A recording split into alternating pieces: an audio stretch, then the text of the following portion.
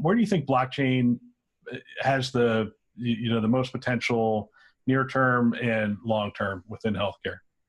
Yeah, I think one of the areas that we're most excited about is what we call digital proof or digitized proof.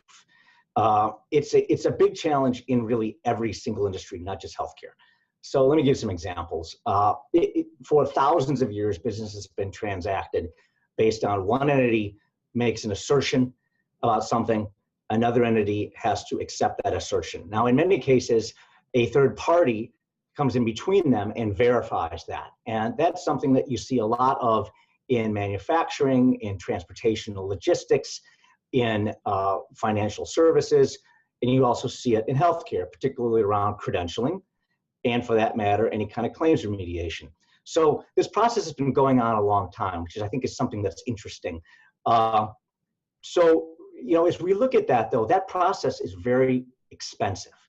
In healthcare today, your typical health system will take anywhere between 90 to 120 days to get a practitioner or a physician through the entire credentialing process.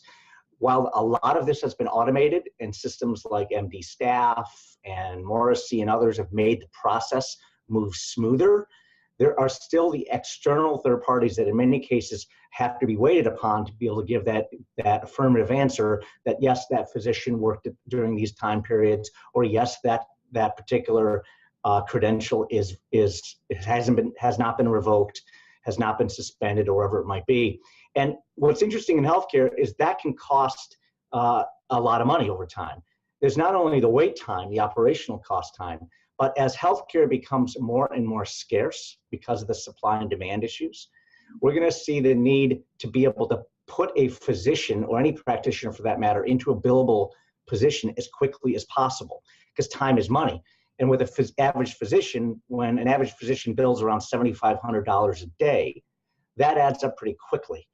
And so we think there's a lot of money at stake. It's interesting. These are the kinds of things that are beginning to bubble up to the CFO office as they look at ways to drive better margin, particularly as they sort of get squeezed from the payers, and in some cases rightfully so, right? Because we need to figure out how to reduce costs. But administrative is a big component of that, arguably a quarter to a third between waste and administrative.